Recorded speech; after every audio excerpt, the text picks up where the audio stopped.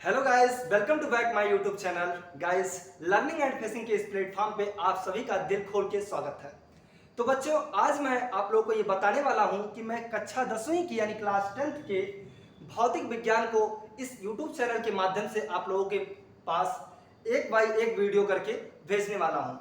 और इस सेशन में बच्चों हम बात करने वाले हैं light of reflection and light of refraction के बारे में, यानी प्रकाश के परावर्तन तथा अपवर्तन के बारे में हम इस सेशन के माध्यम से समझेंगे। और इसके बाद आने वाली वीडियोस में हम प्रकाश के परावर्तन तथा अपवर्तन के और आगे आने वाले टॉपिक के बारे में चर्चा करेंगे। इस सेशन में सबसे पहले हम ये जान लेते हैं कि विज्ञान यानी साइंस क्या होती है और साइंस की उत्पत्ति किस प्रकार की हुई, और उसके बाद में इसमें जो हमारी विज्ञान के अंदर हम लोग जिस भाग के बारे में यानी पार्ट के बारे में पढ़ते हैं उन सब बारे में चर्चा करते हुए हम ये चर्चा करेंगे कि भौतिक विज्ञान की उत्पत्ति कहाँ से हुई है। तो हम लोग क्लास 10th के प्रकाश का परावर्तन तथा अपवर्तन में आज पढ़ने से पहले ये पढ़ेंगे कि साइंस यानी विज्ञान है क्या, और विज्ञान हम क्या पढ़ते हैं, विज्ञान में क्या क्या चीजें आती हैं, इस बारे में हम चर्चा करने वाले हैं। तो सबसे पहला हमारा स्केच लिखा हुआ है विज्ञान, यानी विज्ञान टॉपिक को हम पढ़ते हैं। विज्ञान शब्द का मतलब है किसी विषय का क्रमबद्ध तरीके से अध्ययन करके और उससे जुड़ी जानकारी हासिल करना ही विज्ञान कहलाता है। मतलब अगर आप किसी वस्तु के बारे में कुछ आपके अंदर जिज्ञासा है, जानने की इच्छा है, तो वो विज्ञान के अंतर्गत आता है। यानी अगर आपके सामने इस प्रकृति में अगर कोई भी वस्तु है, अगर आप उसके बारे में पढ़कर कुछ भी ज्ञान इकट्ठा कर रहे हैं, कुछ भी आप उस वस्तु के बारे में जानना चाह रहे हैं, तो वो साइंस से रिलेटेड यानी विज्ञान के बारे में बताता है। तो विज्ञान का हमने ये बता दिया डिफिनेशन। आई होप कि आप विज्ञान के डिफिनेशन को कुछ हद तक समझ पाए होंगे। अब इससे मैं ये बताने वाला हूं कि विज्ञान शब्द की उत्पत्ति किस प्रकार से हुई और विज्ञान को हम कैसे समझने लगे, इस दुनिया में कैसे आया विज्ञान।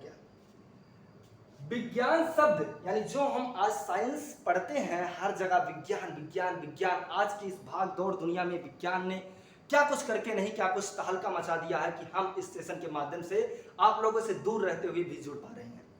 इस विज्ञान शब्द की उत्पत्ति यानी इसका खोज उत्पत्ति किस प्रकार से हुआ, वो लैटिन शब्द, एक लैटिन भाषा होता है, लैटिन भाषा के एक शब्द जो कि जिसका नाम है साइंटिया, साइंटिया से लिया गया है।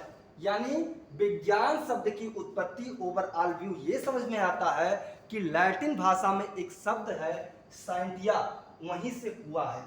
और इस साइंटिया का अर्थ क्या होता है, इसका मतलब क्या होता है, इसका मतलब होता है ज्ञान यानी जानना। यानी जो विज्ञान का मतलब ही होता है उसका मतलब ही ज्ञान यानी जानना होता है। यानी किसी भी वस्तु के बारे में जिज्ञासा, उसकी जानने की इच्छा ही विज्ञान कहलाता है। तो ये विज्ञान शब्द कहां से आया, लैटिन भाषा के साइंटिया से मिलकर बना हुआ है, मतलब वहां से उत्पत्ति हुई है विज्ञान की। आई होप कि आप समझ गए होंगे कि विज्ञान की उत्पत्ति कहां से हुई, विज्ञान क्या है। उसके बाद नोट में मैंने लिखा है कि विज्ञान को यानी विज्ञान की 3 शाखाएं मुख्यतः प्रचलन में हैं। माने 3 प्रकार की शाखाएं विज्ञान के अंतर्गत पढ़ी जाती हैं। सबसे पहला भौतिकी यानी फिजिक्स के बारे में पढ़ा जाता है, दूसरा आता है रसायन शास्त्र, और तीसरा आता है जीव विज्ञान। यानी भौतिकी, रसायन शास्त्र और जीव विज्ञान, ये 3 प्रकार की जो विज्ञान की शाखाएं हैं ये मुख्य रूप से हैं, जिसके अंतर्गत हम लोग क्लास 10th में अभी भौतिकी के बारे में चर्चा करने वाले हैं। उससे पहले मैं आप लोगों को बता दूं कि रसायन शास्त्र और जीव विज्ञान क्या होता है। वैसे तो रसायन शास्त्र और जीव विज्ञान के बारे में हम आगे चल के जब भौतिकी यानी फिजिक्स खत्म हो जाएगा तब चर्चा करेंगे, लेकिन यहाँ हम थोड़ा सा बता देते हैं कि रसायन शास्त्र में पदार्थों के बारे में अध्ययन किया जाता है, और जीव विज्ञान में जीवों यानी जीवों के बारे में हम लोग अध्ययन करते हैं।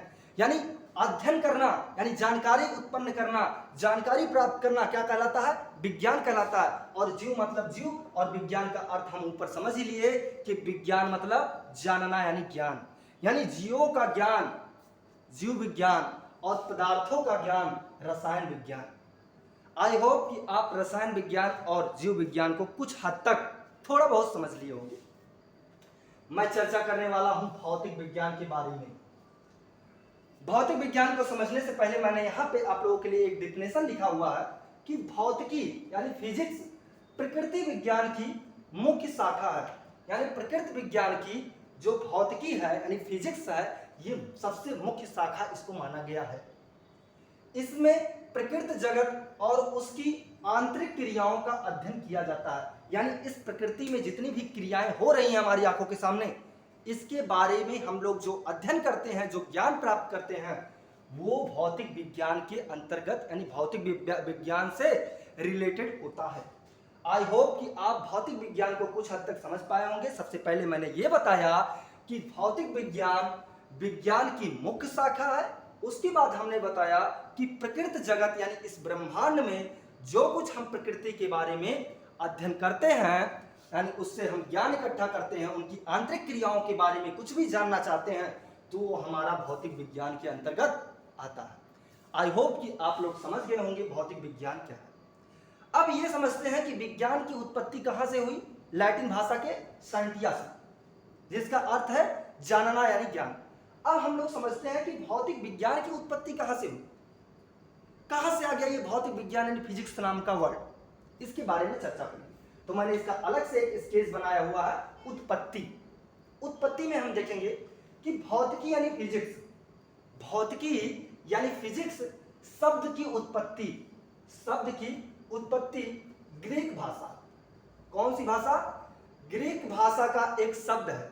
ग्रीक भाषा का एक शब्द है जो कि भौतिकी यानी फिजिक्स शब्द का, जो ये फिजिक्स शब्द हम लोग लेते हैं यानी भौतिकी जो हम पढ़ते हैं, इसका जो शब्द की उत्पत्ति है वो ग्रीक भाषा के एक शब्द है फ्यूसिस।